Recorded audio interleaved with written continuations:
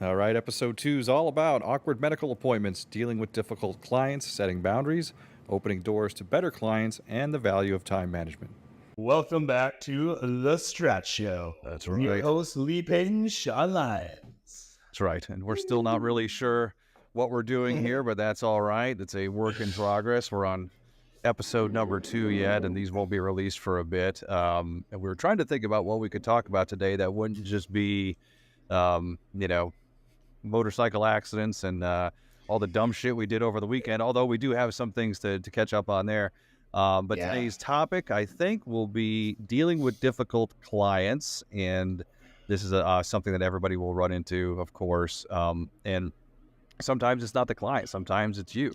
But sometimes it just doesn't work out. Like, if you go pick 100 people at the bar, or doesn't have to be the bar, but chances are you're not going to get along with all of them, so it doesn't always work out. But some people are more difficult than others. But before we get into all that, I had my liver ultrasound on, what day was that? Saturday? Of course, they're open on Saturday. So I had to go back in for my fatty liver. I don't know why I put that in air quotes, but had to. It's an annual thing, and the girl said it looks the same as it did last time, which is good because there's no further damage. So surprise, but of course it was the same hot chick as last time. So I was like, this is super awkward, because you go into one of those little rooms at the radiology place, and it's like, if for some reason the lights are off in there, I don't know why. It's like yeah, it's Seems like kind of weird. yeah, it's like getting a massage, but it's not. And then she then obviously you get on the table, and she, like, you have to take your clothes off for them. Well, not all of them, but then she squirts this like warm goo on you. I mean, it's super awkward. It's super weird. And of course, like I said, she's very attractive. I don't know who to compare her to give everybody a reference point, but I was like, oh, great. And of course, she remembered who I was, because I think she read the file and saw that she was the one who did it last year. But I remember people. This guy again. Right. Yeah, this fucking creep is gonna come in here and like talk to me. Well, we had a lot in common because we lived in the same place, Florida, for a while, and I remembered all that shit. I have a decent memory for names, faces, and people, and it's usually awkward. I think you do too. Like, sometimes you run into people and you'll remember their name and shit, and they're just like staring, and it makes for that awkward. But like later, like as I gotten older, what I do now is when I come up to people and I'm like, "Hey, Tom," I'll immediately put my hand out. I'll be like, "Hey, it's Justin Lee," whatever whatever name I'm using that day. Yeah. And that way they don't feel so uncomfortable, because people are like, "Who's this fucking creep?" So Yeah. Well, it happens and to me. same happens to me all the time. It's ever kind of the opposite. Where I'm good with faces, but terrible with names, right? So I'll see someone, I'm like, I know them, like, but I can't remember a name. So it's always my favorite trick is when you're with someone, whether it be your girlfriend, your friend, business partner, whatever. I'll immediately be like, hey, have you met Brad? Right? So then Brad, your buddy you're with, it's like, hey, I'm Brad. They're like, hey, I'm Sarah. Hey, I'm Chantel. It's like, that's the Yeah. name, right? Yeah. So it's a good thing. But there were this one time actually, I was walking through the mall. And this one girl walked, I was with my buddy Kevin. This girl walked up to me. She's like, hey, Sean, how are you? I'm like, good. She's like, yeah, I had so much fun, back when you had that party at your house and blah, blah, blah. I'm like, oh, great. Like, we like connected, started chat. We started walking away. My buddy Kevin's like, who was that? I'm like, I have no fucking idea. Like, not a clue. I love it. Well, Yeah. especially where you're at now, it's like you're a half a foot taller than everybody down there in the Riviera Maya part of Mexico, and obviously you stand out. So I'm sure every day people are like, "Hey, what's up, man?" And you're like, "Okay." Yeah, well, actually, before I record, I took off this bracelet, and I'll do the backstory about my weekend after. This bracelet's from the new condo we moved into. Made it so that we wear this until they get to know us and recognize us, and then we take it off. Right? It's not. We just moved it into the Airbnb for 2 weeks, right? So we go to Oaxaca and then off to Colombia. But because we're new tenants there, they put these bracelets on. Within the first trip I did moving in, like, oh nah, so like I don't need this anymore. Like I'm recognizable everywhere I go. Like, Yeah, yeah, no shit. That's a cool idea though. I never thought of it that way, because like especially with the turnover in an Airbnb, like the doorman's like just like waving you in, like Oh it yeah. could be anybody. What part of town's it in? I know some people probably listening are familiar with Playa. We don't have to get into details, but Yeah, so if you know where the Walmart is in Central, right, we're on Calle 6, so basically street number 6, and in between 25th and 30th. So really close. It's a brand new building, super nice. It's a 3-bedroom penthouse condo we got. Really good deal, actually. $1,000 for 2 weeks for like all a right. 3-bedroom condo in Central is pretty good. So, but yeah, I'll dive into my background of the weekend story too. So, oh, wait, actually, before we go to this, Justin, you kind of filled me in a bit this weekend. So, after you had this, sensual erotic time with this ultrasound, what happened after that? Yeah, so I was getting ready to I was getting ready to go run a couple of errands, and I got a call that my girlfriend's sister's dog got attacked by the neighbor dogs. So she just moved into a new house, and there's a fence, of course, and then the neighbor dogs apparently got over the fence because fences are high, but they're resourceful when they want to be. Mm-hmm. So apparently there was a melee there, and they had to go to everybody's fine, but her sister got like bit on both arms because she was like laying over top of the dog trying to keep it from getting attacked by the other one. So she got bit, and the dog has a bunch of stitches, but everybody's okay. But it still fucking sucks.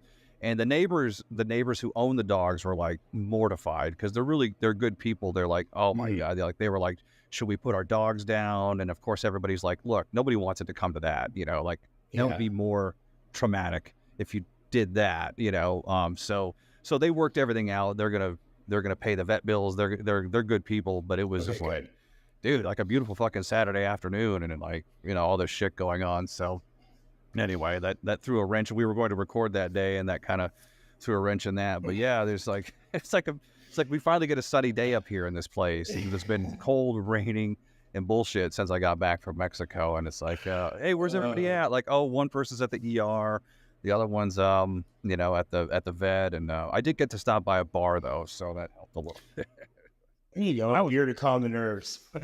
Yeah, I was. Well, yeah, and I mean, like the stuff like that doesn't really affect me that much anymore after the life that I've lived. But I was like, somebody's got to drink, so what might as well be, Yeah, no, but what'd you get up to over the weekend? I know you've been busy as shit. Yeah, well, I mean, Saturday was pretty good. I didn't really do a whole lot. We went to my girlfriend's son's piano recital, so that was really nice. You had a good discount for foods, had a couple drinks, some nice dinner, and then Sunday. So to give her a backstory or a little more information too, on the 15th of this month, we're going to Oaxaca City, which is like kind of the center of Mexico for 2 weeks. So my girlfriend's house that she's renting right now, she's going to move on the 15th. So I go there on Sunday.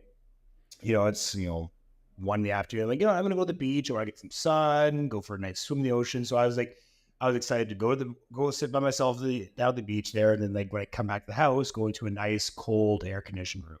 So an hour into me being at the beach, I get a text me like the AC in the house just quit. I'm like, God. And like that, if you don't know anything about Mexico right now, it's 32 degrees Celsius, feels like 45 degrees Celsius and like 90 to 100% humidity. So it's just a sweat box. So I get back to the house and try to fix the AC. In the whole, like in all 3 bedrooms, it's not working. In the suite, it's not working. So it's a whole system shut down. It's not a breaker issue. So I checked everything. So we texted the landlord. We're moving out already, right? And I said, I can't send anyone there till at least Tuesday to come look at it. And it's Sunday, right? Because it's election weekend right now, right? So there's no liquor sales right now on the weekend. Even today, there's no liquor sales. What kind of bullshit is that? Well, because in Mexico, they realized that if they stop serving liquor, less people would be shit-faced, and more people would actually show up to vote. So during the elections, they actually stopped the sale of alcohol. Right, makes sense. That's how much Mexicans love to get drunk. Like they have to stop the sale of alcohol to encourage people to go vote for their country. Yeah. That's Jesus. Funny. Interesting. So I don't like living without air conditioning, especially at nighttime. I can't sleep when I'm sweating. I hate it, right? So there's this big ordeal. So we had to rent a new Airbnb, and then we had to pack the house up and try and get all stuff out of the house in the Airbnb. But at the same time, we're also sorting out. We had to pack what they're going to take on our trip for 3 months for the summer, and then what's staying at my old place in Playa for storage. So it's like it was a nightmare. So we got down at like 9 last night and gone to like, air conditioning. Like, yeah, it was a day. And then I woke up at 4 this morning, all ready to rock and roll, and everyone else, they just woke up now. They're not, my girlfriend's not a morning person. She's trying. She is trying, but she's definitely not a 5 a.m.er like me. Yeah, well, they did studies on that. There's 4 types of people, like four zones, 4 sleepers. People go to bed early and naturally, and then it goes all the way up to the ones that are up till midnight and then naturally wake up around 9 or 10. So it is like a circadian thing. And some people are just obviously we know she's healthy and she's not like a partier, but some people, when they sleep till noon, it's not a circadian rhythm. They're just assholes. They were out doing drugs Yeah. all night, Yeah. They went to bed at 4 a.m. Yeah, exactly. So yeah, Yeah. but there is something behind that, science behind that. But yeah, we've so on the over on the business side of things, we've had a lot rolling in, rolling out. We've got a lot of new contracts starting up, and this is just as a whole, like everybody has their own thing, like we described in the last show. We each have our own little projects going on that we have all of our joint projects together. That's through Big Click Energy and Mail Escorts and whatever other names we decide to come up with, ridiculous shit Yeah. that we want to throw on an invoice. But like anybody else in the freelance world, whether you work as part of a team or on your own, there's always an opportunity to run into clients who are difficult, and they don't always start out that way. We Yeah. have found that the ones who pay the less or the ones who try to get a discount in the beginning typically end up being the hardest ones to deal with. And that's been true every single time for me. I know it has for you and everybody we know. We haven't been proven wrong yet on that. It's No. always, this is our price. And they're like, well, what can you do with it? It's like, here we go, 100%. I mean, I had one client, and we can dive into some stories and background stories. I mean, when I first got going in my freelancing, not when I first got going, sorry, 2 years ago when I was restarting it back up. Because I did this a long time ago, and then I went back to work, and I was kind of doing it on and off and stuff like that. But I've really got full time. You know, I would take jobs that I should have been charging a lot more, but I was trying to build my portfolio, work on my skills. I was at a point in my life where, and we'll go into origin stories in another episode too after, but there was a point in my life where I was broke as fuck. Like, I mean, I would build a 10-page website for $500 just to have money coming in, right? So I had this client, and what she wanted to do, like she wanted to have this intricate booking system that allowed it to go to different people. They could book in different times, adjust. So it was a whole complex site. And I was like, I could do it, but we're going to, I said, the cost is going to be a lot more than what so you at least $1,000 to $1,500. And that was me being like, really lowballing this, right? Actually, my budget's $500. I'm like, you're going to get a $500 site then. Like, there's not much I can do with that because there's certain systems that you need to pay for monthly to have this running, right? Like the booking system was like $99 a month. The website fee was $50 a month, but she didn't have that kind of money. So I tried to do the best I can with, like Calendly and Wix and get as cheap as an overhead monthly cost for her, but also being able to make me some money. And it was months and months and months of like, oh, now I need this done. I want this. And now like, can you do this? And like, get to a point where I was like, listen, like I need to, like, I can't be doing these updates for free. Like, you told me what you want done. You gave me all the information. I built the site. If you decide after that you want to change the price, then you can go into the website and change your price, right? If you want to add in another service, you can go in there and add another service. But me being, the people pleaser that I used to be back in the day, and I'm getting a lot better at it now. I used to people please like, yeah, sure, not a problem. And, I do it 20 minutes here, 20 minutes there. By the end of the week, it ends up being, a month, right? Or, at the end of the week, it ends up being, a couple hours or 3-4 hours. And so this client carried on for at least a year. And it was recently, within the last few months, she reached out again and asked for some work. And, hey, I need this done and add a service. I'm like, okay, well, look, my hourly rate is now $100 an hour. So I'm going to charge you, if this is going to be 2 hours, I'm going to charge you $200. And she said, well, you build my whole site for $500. I'm like, yes, but that was at a time and point where I didn't respect my boundaries and to respect my price points. And I was taking on as much as I could. And so you got a great deal. So just because what I charged you 2 years ago was what I charged you, my skills, my abilities, and my worth has now improved tenfold. So if you want my service to do some work, I'm more than happy to do it for you, but you're going to be paying a higher price. And she's like, well, this is unacceptable. I'm like, well, then find someone else to do it for free because I'm not doing this. I'm not just going to go in there and build all these additions, extra pages for nothing, right? Just because of the price you got then was, a really good deal doesn't mean that's going to be carrying on in the future. I mean, it's called inflation. Prices go up. Prices are going up. Yeah. And everybody has to start out that way, right? Because in the beginning, like there's this thing out there now where I think it's a lot of like the course culture or like the bro culture. I don't want to blame it on just the bros, but a lot of us have to do with that. And where people are right out of the gate, they think they're worth a lot of money for something. Like, well, hey, so-and-so charged $200 for this. I can charge. I'm like, well, sometimes when you're new, you're not worth anything. So that we have to contend with that. I'm sure a lot of people just starting off, it's you just have to do it. You have to eat shit for a long time. When I say that, when I say long time, it could be a matter of months. It doesn't have to be a years, but you do have to like come in low. Then of course you're going to get the clients that are not as you're going to get the same level of clients, I guess, that they're just going to be shitty. They're going to make a bunch of extra requests. They're going to complain about things. And the thing is, when you're starting off, you need referrals and testimonials, and you need things for your portfolio. So you can't exactly tell them how you feel. So you're kind of trapped there as well. But it even happens further down the line. I mean, we're all kind of like been doing this for a while now in our own little pockets, our own little regard. Even now we run into difficult clients, and it's a balance because, I might have to cut this not what I'm saying now, but I'm like, do I want to talk about refunds? I don't want to make it so specific. I say honestly, talk about refunds, because by the time this comes out, it could be a long way down the road, and I don't really care. Take contracts for what they are. It's a piece of paper. People sign them. Do they hold up in court? Yeah, for the most part. Does anybody want to go after and actually file legal action on either side of it? Of course not, because that could take time, effort, and stress and money on both sides of it. So it's good to have that contract in place, if for nothing else than just a guideline of like, this is what we're going to do, this is what we're not going to do, even if no legal action is eventually taken. And along with that, some people do have a refund clause. We typically do not, because work is still being performed. So, you may have the opportunity to terminate a contract if you're the client or if you're on our side of things. But if work gets performed and people get paid, and there's a lot of moving parts to these businesses, then you don't want to have to obviously give money back, especially if the person's getting a discount to begin with.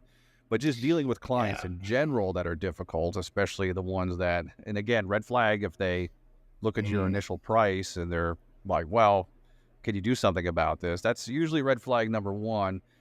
And then there's all that going on where like, okay, well, how do I deal with this person? Do I want to continue forward? And again, it's easy for us to sit here and say, oh, well, we don't want to deal with people like that. But the thing is, we've all been in that position before where it's been like a dry couple of weeks and we're like, fuck, we need to have some money coming in. So we'll take clients. Yeah, scarcity mindset. It affects everybody at every level of business. You never get away from it. So we've been there. We've done it. We've been not just working on our own, but working as part of our little group, our team, where we've like, shit, there's nothing going on next week. And instead of doing the smart thing and going to the beach, we're like, what do we do? Let's go put out a billboard and walk up and down Fifth Avenue and try to get some clients, kind of thing. But it is. So we're not sitting here and saying that we haven't done this shit or that we won't. Hell, I could do the same thing next week. I could take a job that I'm like, I don't know about this. But the thing is, when you're dealing with a client who's difficult, it's nice to have the contract in place, if for nothing else, than to have the outline of what the work is, deliverables should be, and when they're supposed to be delivered. It doesn't have to be super in-depth. It's always good to keep track of things. Obviously, communicating through email, WhatsApp. We use a platform called ClickUp, who are not sponsoring this, but hopefully someday they will. And it's a good way to keep track of like due dates and everything else. And you can archive old clients in there. So now I can pull somebody up that we worked on 6 months ago and be like, well, this is when everything was actually done. So just keeping track. There's so many platforms. We record all of our client meetings with different AI tools that transcribe and also give a summary. And again, none of this is going into it with the mindset that we're going to get screwed. It's just a record of everything, and it's nice to have. So anyway, I know we've had our own story of dealing with difficult clients, and we've had our own as a team. And truly, to work through it, you have to keep in mind, like, yes, there's 8 billion people on this planet, and there's plenty of other people that you can get work through, and that other clients that you'll meet and everything else. But at the same time, the world's a small place because there's social media and everything else. So you have to toe that line of like, okay, what did this person ask for? What are we going to give them? What are we willing to do to try to make this work? Which everybody should. Like, hey, what can we do to make this work? But if things go to shit, you also don't need somebody out there, spreading bad information, because you're not going to get a great testimonial from everybody. Even when you do great work for people, they're fucking lazy. Like, you could write their testimonial for them and they could be like, oh yeah, I'll get back to you. And they never do, just because the job's done. But you also don't want people out there actively working against you. So we run into that all the time, and I'm sure people at every level of business do, and especially when you're new, it just sucks, man. You just got to eat shit for a while. I know. To touch on a few things you said there as well, one of the biggest things that you could possibly do when you're dealing with a difficult client, so this is probably a good segue we need to go into as well, is what to do when you have difficult client. right? Because a lot of times, like, sometimes they're unavoidable. Sometimes there's the red flags that come up, like Justin said, where you're just like, they're trying to nickel and dime this. That's an immediate red flag. But I've had clients, we've had clients together where like, it seems like, too good to be true, right? Where it's like, this is going to be amazing. Like, these are working out. We click, we vibe together. And then like a month down the road, you're like, what the fuck did we get into? Like, oh my God.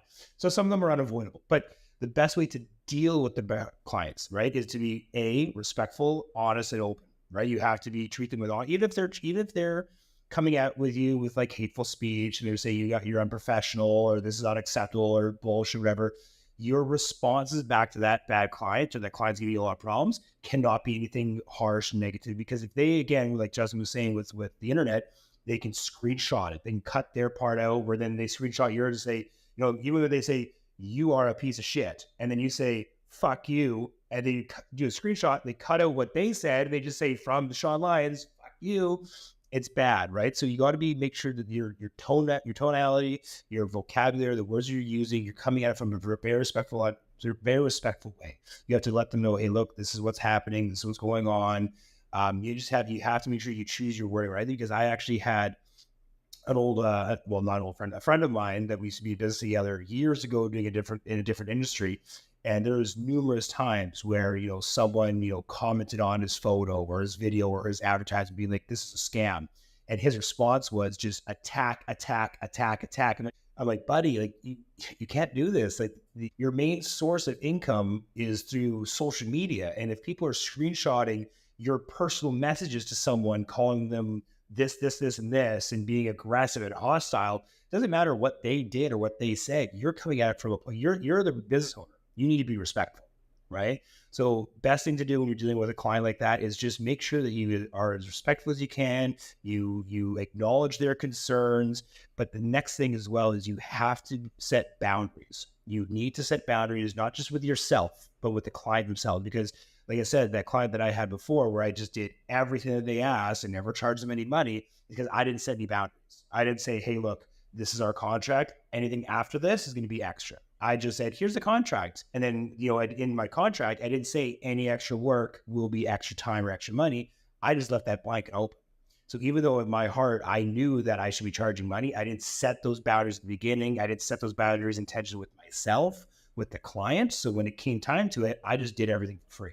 So make sure that you set those boundaries with yourself, set them with your client, put them in your contract. Like, this is the scope of work to be done. Anything outside the scope will be extra cost at X per, 50 an hour, 75 an hour. So good thing to have it in there. Because then again, if they come back like, well, no. It's like, hey, look, in that contract, it says anything outside of this, I charge extra. And that's great advice. Even if it's in an email, like even if your contract is an email, which people use these days, is that actually maybe 1 out of 4 of the actual jobs that I do are probably like an official contract. A lot of it's just back and forth in an email, which could suffice also depending upon how far things need to go. And look, you don't have to be, if you're not confident in yourself yet, you're not to the level yet where you're like, hey, I'm drawing a line in the sand. You could even like water the language down a little bit and say, hey, look, this is what I'm going to do for this first payment. I'd love to keep working with you after that. Let's revisit, just so they know there's a line there somewhere. Like, hey, this work's going to end, and we're not sure how much it's going to cost going forward. But like at some point, like this is where we're going to stop, and this is like we need to talk again about the money situation, which is a softer way of putting it. But managing expectations too, depending upon the personalities that you're dealing with, because this happens to us all the time. We're super busy. We have a lot of clients, so when a client task comes in for anybody on our team, it goes into a queue. Like if I get one today, chances are I'm not going to be able to get to it for 2 days or longer, depending upon what I'm doing. So on the client side of things, they may be thinking like, oh, I asked these guys for this today. They're probably going to do it this afternoon, because they're just like not. Some clients think that you are their only, what am I trying to say? Some clients think that that's all we have to do is work for them, and we don't have like a list of other people. And that could become problematic as well, because you have to say like, but you have to spell it out for people. And I'm really bad at this. I'm super guilty at not managing expectations and not saying like, hey, you'll have this by Friday. And then sometimes I can't get it done, because there's that fallacy where we think we can get shit done, but we really can't. like, oh, that'll take me 10 minutes, and it ends up taking me all fucking day. So I'm really bad at that as well. So talking about that, where some clients think that you are their only client, like there's like, oh, I need this done. I want it done. I need it done today. It's like, excuse me, right? So one of the best ways I learned to avoid a scenario like that is actually if they message you, whether it be Facebook, WhatsApp, Instagram, email, do not reply right away. Wait an hour. Even if you were just sitting down watching Netflix, you get an email from a client, do not reply for at least an hour, right? Because what happens then, if you start replying right away, it teaches them that if they need something, you're there, right? So even if you're not saying, so even if they don't know if you have other clients or not, it gives them the false pretense that you're available at any time to get stuff done. Another thing that I do too is if I ever get a phone call from a client, even if they've been a client of mine for 2 years, if they just call me, I decline. I will not answer that phone call. You want to talk to me? Don't ever fucking cold call me. Don't ever cold call me. Don't ever cold call me, you son of a bitch. Like, who does that anymore anyway? But I know what you mean. Like, text me first. Like, hey, I got to call you. Like, what the fuck, man? Yeah. Right. Even if I am doing absolutely nothing and I could easily have that phone call, I do not answer that phone call. I say, hey, again, after the phone rings, I wait 20 minutes or so, maybe an hour. I say, hey, sorry, Mr. Call. Is it important? They say, no, it's not. It's because a lot of times it's not even that important. They just want to call because they have a question, right? But my time is valuable. So if I'm having my time and my downtime, my alone time, whatever it might be, that is my time. So if you answer them right away, it teaches them that you're available whenever you want. So just wait an hour. Don't answer that call, right? And if they want to talk to you, send them your calendar. Like, hey, these are my availabilities, right? Yeah, that's good. Again, boundaries, intentions. See, I'm learning this in the last couple of years. You need these. Yeah. Right? But then again, that'll also help with the clients. Because if you have a client that calls you all the time, that's a good sign they're a bad client. So again, if you start staying true to yourself and setting your own boundaries, be like, hey, I'm busy. It's Saturday. It's Sunday. Not right now. Whatever it might be. It teaches them to say, okay, because if you're a pushover, they're just going to steamroll. There's this thing, I think it's from an old mob movie. It sounds like it's from a mafia movie. It probably isn't. Where it's like, you need to get to them before they get to us. Meaning, if you have an update for something or something for a client, you should let them know. I'll give you an example from today, as a matter of fact. I'm probably going to, it's finally warmed up enough. It's like 72 degrees Fahrenheit, which is, I don't know what that is Celsius, but it's not in real degrees. I don't know what it is in real degrees. America, for some reason, we were going to switch to the other system. Metric. Like, yeah, when I was a kid, and then I guess they were like, nah, fuck it. But it's warm. It's warmish enough for us to actually get outside today and go to because we're by the lakes, to go to like a local beach. So point being, this morning I got up and I started texting like all of our clients, like, hey, I'm going to be out today. This is what I did for you over the weekend. This is what I'm going to do when I get back to my computer. And they were like, okay, great. So now if they have an issue or whatever, and it's always good to let people know when you're not going to be at work, but it also like, okay, they know like, okay, if I need something from him, it's not going to be this afternoon. This is what he's done. So if you just keep people updated, and some people are okay with text messages, WhatsApp, and emails. Some people need to have, if you got to make an Excel spreadsheet, which I hate those things, but if you have to make one, and make them like a dashboard so they can go look when you're not around. They don't have to ask you like, hey, and don't bury it down in an email thread somewhere. Say, look, when you want to know what the status of this project is, and again, they're not a sponsor of the show, but we use a tool called ClickUp, where there's due dates and there's like Gantt charts, and like any client, and don't count on the clients actually checking, but any client can actually go in and see for themselves like, oh shit, this is what's in progress. And there's a ton of platforms that do that, but you can do it with an Excel sheet. You can say, this is in progress. This is who's doing it. This is when it should be done. These are the notes. And that way, when you're not around, instead of them like, hey, what's going on with this? Or is this done yet? I can go to that shared sheet and have access to it and look. Now, does that guarantee that they're going to actually go look at the sheet? Of course not. They may just still ask you and bother you, but you should give every opportunity you can for them to figure it out on their own and know exactly what's supposed to be happening and when. On the ClickUp, again, we should become a sponsor of these guys. We use it so much. You can actually separate, you have like an internals sheet or platform of them, and then you have their version. So you have like parts where you can put, say, you and your graphic designer, your web designer, your CMO, project manager, you can have your own dashboard inside ClickUp. And then when the customer, your client, they can have access to only what you want them to see, right? So you can differentiate things. So if you want to add notes in there, like, God, this client sucks. They won't see it, right? You can have your own internal conversations, stuff like that. And it's good because like they only need to see progress of what's happening. They don't need to see all of our links and uploads and files and edits and website templates and stuff like that. They don't need to see that junk. They just want to see what updates they have. So ClickUp is great for that. It's really good. It is. And we'll tag them in this. Once we publish the show, we'll tag them until they go back and they listen to the part about me being ultrasound by some hot chick rubbing hot goo on me in the dark. They may be like, whoa, we're not going to sponsor these guys. But yeah, no, it is a great platform. And there's a lot of platforms that do it. That one's, more one of the robust, that stupid word. But yeah, having one point of contact, one person to deal with the client or answer it is a huge help. And then having a single place where they can go and look to see where things are at. Because a lot of times with clients, when they get upset, it's a communication issue. And it could be on their side of things as well, because some people just, depending upon what line of work they're in or who they are, how old they are, what their life experience is, sometimes they just fucking suck at communicating too. And so there's that whole barrier. And these days with remote work, like we all do now, we're not necessarily sitting in front of people all the time.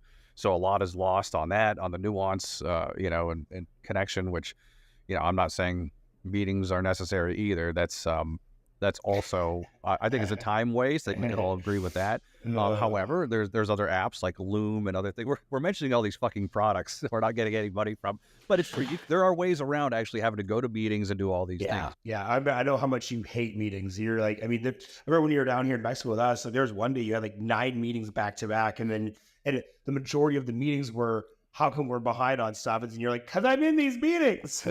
Yeah. Yeah, well, you, when you have a wall of meetings, you go to the first one, you don't remember shit from it, and then you roll into the next one, and by the time you end with the third or fourth meeting, you're consecutively like a house of cards. You're like a dominoes. Like, I don't remember shit from 3 meetings back, so it's a total waste of time. That's my opinion. There's very few times. Maybe that initial client meeting, it's always good to put a name to the face, have a conversation, which we all do, discovery calls, and that's another thing. Discovery calls or initial client meetings, those are usually free, because why would you charge for that unless it's like some big ordeal? And there's no harm in that. And you could also, like we said, use an AI tool to record and then have some notes, and then you can, and then out of that discovery call, and I know we're getting a little off track here, but it kind of goes back to the dealing with difficult clients thing, just to make sure they don't become difficult. So if you record that discovery call and you kind of say, hey, let them talk. Tell me about your brand. Like, if you were selling this to me right now, what would be your pitch? Even if they're not great at it, it's their product. They know their product or service better than anybody. They should be the ones trying to convey what it is that they're trying to sell. Even if they're not great at marketing, they still know what they do, and they love their products. So recording all that, the point I'm getting at is that you can take that recording, if the contract or the project goes forward, and you can take that summary and use it to build your contract. That way you're not going back and like, hey, what were we talking about? What did we need to do? So you can save yourself a lot of steps by just, recording everything. It also protects you. And look, it's a small fraction of clients that actually become difficult. And it sucks though. But again, one loud mouth out of 100 clients, one that sucks can cause a lot of problems, because those are the ones that comment and say things. Most people, when they're happy with your service, like we mentioned, you can ask them for a testimonial. Sometimes they do, sometimes they don't. But the ones that are upset have a tendency to, just like anybody on social media, you only hear from the shitbags. 100%. What was my favorite saying? No one texts faster than a pissed off female. So the same thing goes in marketing, right? No one reviews quicker than a pissed off client, right? So it's very easy to do. I think one of the biggest takeaways I probably had from just dealing with terrible clients would be, and this is going to be good advice for everyone listening as well. If a client becomes very, very difficult, and let's say, because a lot of the contracts we do, say a retainer is $5,000. Well, we do 20 or 50% upfront, $2,500 upfront. These are just ballpark numbers, right? And then after we've completed our project, we get the other half. So if you have a contract like that, or a client where, half up front, half when it's done, and you start to become very difficult and it's causing you a lot of headache and stress and stuff like that, the easiest thing to do is just walk away, terminate the contract, right? Even if because the problem is what I've learned a lot with through marketing and through business and being an entrepreneur, traveling and stuff like that. whatever mode your mindset is in is going to portray for the entire rest of the day, the rest of the week. So if you have a client that is constantly just causing you grief and anxiety and stress, that's going to overflow into all your other projects, right? And also, when you're holding on to that client because, I want the other half of that money for, work that we're going to have done, that eliminates you having the ability to attract the ideal client. Your mindset is in stress and panic mode, so you're not even able to attract a better client, right? Because you're chasing the money, right? And it happens to me, like we said, it happens to us still today. There's that scarcity mode, mindset that comes in. But what happens is imagine how little scarcity there would be if you stopped worrying and dealing with the negativity of that client and you just, cut ties like, hey, look, this isn't working out. Here's all the assets that I've built for you so far. We just need to end things like this. Like, I know you still owe money. I still owe a bit of work done. I want to terminate the contract. So just don't be afraid to terminate that contract. Don't be afraid to walk away from a client, because as soon as you let go of that negativity, it opens up so many more possibilities and even gives you the time to start looking for a better client. Because like Justin said, it's only a fraction that are bad, but like there's 8 point something billion people in the world. Like there is a staggering number of people that need your services, that want your services. But if you're focusing on the negative client and your mindset's focusing on making them happy, trying to solve problems and all this, there's people out there that are going to pay more than they are, going to cause you less stress than they are. They make you happier than you are right now. So even though it's hard to get past that scarcity mindset, you really have to learn when to either say no or when to let go. And once you learn the ability to let go, it's huge, right? So if you let go of your fears, let go of your anxiety, let go of the scarcity, let go of that client, letting go is one of the hardest things to do. It is, right? In any aspect, right, of life. But letting go of a client can be tough too, because again, they might owe you money still, right? Or if you're like me, like I hate starting something and not finishing it. I hate it, right? Like it drives me nuts. Like, oh God, it's almost there, right? Like if I build a puzzle and there's 3 pieces left and just looking at it, it would drive me insane not to put those pieces back in. But if you're able to let go of that anxiety, let go of the, this isn't serving me anymore, you get rid of that, opens up the world for you. It's the mental overhead, right? It's like you build up, you get ready. Like there's a lot of shit that goes into a new client before we even get started. There's proposals that need to be typed up. And it doesn't matter if you're copying the last one. There's still things that everybody's got to meet, like on the internal team, like, hey, can we make this happen? Who's going to do what? How much should we charge? And then there's whatever platform you're using or however you keep track of your project management, that has to be set up. So all these things get engaged and it's always cranking over in your mind, especially with the prospect of a new client or a new account. There's a dopamine hit, you're excited. So you work yourself up. It's kind of like just being in a bunch of mini relationships, and having a bad client's like being in a shitty one, because you're focused, you're in a bad mood, you're focused on all the negativity from that client. You want to try to make it work because, like you mentioned, you don't want to not finish something and you want to give them the best you can. But what you said is totally right. If you get rid of that one, even if you're like, oh, I don't know if I should get rid of this person or get rid of this client or not, if you do that, later that afternoon, that energy, you could go out and get 2 amazing clients. But the thing is, when you're in it, you're like, oh, I don't want to give this up. And then it's like being in a shitty relationship. It's like, wait a second. Yeah. If I spend X amount more time with this person, who are all the great people out there I could be meeting right now? It's the same thing.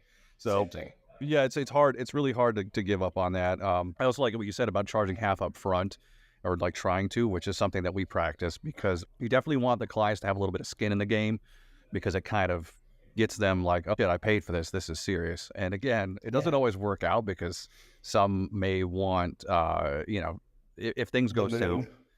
Yeah, and some may want some of that money back. But again, you have to cover your expenses, no matter how big your team is. Even if it's just you've got platform expenses, you've got time. Chances are you spent, by the time a contract gets signed, there are several steps that have to happen. So yeah, it's always good to have them have a little bit of skin in the game and everything else. So. Well, especially for our line of industry, like, I mean, refunds, I understand when it comes to like a physical product, right? So if you go to McDonald's and you order a Big Mac and it's missing the meat or it's fucking not even in there, you can, hey, this is not what I ordered. I want a refund back. But when it comes to shitty slippers, order some shitty slippers, some manatee slippers. They're amazing. They're amazing slippers. Yeah. Right? But physical products, right? Clothing, computers, cups, like that's something that's refundable, because you bought a product, you want that pot back. When it comes to anything like remotely online, if you want a refund for your money, how are you going to refund me my time? So you have to look at it that way, right? So that's why I don't really believe in refunds, because like I still put in 20, 30, 40, how X amount of hours into coming up, team meetings and talking to our creative, how much is it going to cost? Can we do, as Justin was saying, we love the spreadsheets, the costs, coming with proposals, contract. That's before we even get any money in. Then once we get the contract, we get half the deposit that is, they're actually paying for our VAs and our creators, and start building and logging in, having team meetings and client meetings, stuff like that. So yeah, let's say, it didn't work out, our mindsets are different, whatever the possibility reason is, you want your money back. How do you get me my time back? Right. Yeah. And if they came up with an answer like, oh, okay, well, I'll send you on a retreat for a week, get you a yoga. Sure, that's great, that's awesome. But Yeah. I'm all for giving your money back, but how do you refund me my time? Because I get it, I get you want your money back, awesome, but I can't get that time back, because the time that I just spent on your project is something that I could have been spending on a different project, or going to the gym, or my health, or spending with my girlfriend, or whatever it might be. There's so many other things I could be doing with that time that could be productive or healthy or wherever it might be. So how do I get that back? So that's why I don't believe in refunds. In our line of work, and anything on like entrepreneurial design, websites, whatever it is, how do you refund time? You can't. And chances are there's probably some deliverables involved as well that you have to be mindful of, like how you're going to because I mean the fair thing to do is to give them everything you've done up to that point, make sure they have access. But yeah, you can't get your time back and all the things that go along with that. And hopefully some people would understand. Not everybody does. And again, those aren't the kind of people you want to work with anyway. Easy to say, yes, of course. We've all eaten shit in the beginning. That's just the way things go with this line of work, and not just this line of work, but a lot of remote jobs and entrepreneurship in general. Yeah, it's just all you can do is just keep your processes tight, have a statement of work or a contract, have a project management tool that you can keep track of things, make sure you don't delete. Yeah, set boundaries and expectations, set a communication schedule. It just from the beginning, say, hey, look, these are the hours of the day that you'll hear back from me. You can say, hey, feel free to text me and email me anytime, because, some people, they have an idea and they don't want to like wait around. So you don't want to tell them like, do not reach out to me. Clients can text me on the weekends if they want. That's totally fine. Doesn't mean I'm going to get back to them, but they're like, if something pops into your head, hey, shoot it off. That's fine. But these are the days and times I'm going to get back to you. These are the days that you're going to get your updates, whether that's through a video or whatever. And these things are pretty easy. And look, once you develop that policy for the first client, just put it in a doc or some shit. And then when the next one comes along, you just copy and paste it. It's not like you have to come up with a special thing every single time. So again, I know this is all easy for us to say now. And the reason we know all this shit is because I fucked it up so many times. So many times I made these mistakes. I know you have too. So many.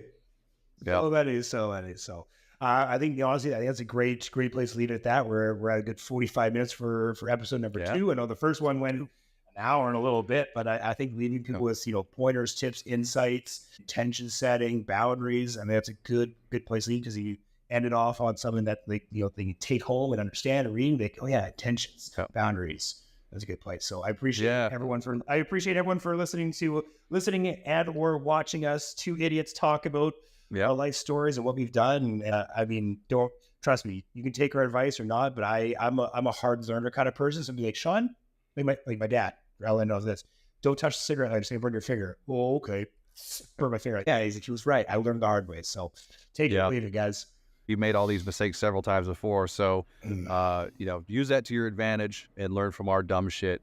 And we do read every comment on the show here, the YouTube comments. I mean, so we will get back to you if you have any questions. Please be kind and try not to be too brutal with anything. But we do get back to everybody, and we appreciate it. And to be continued.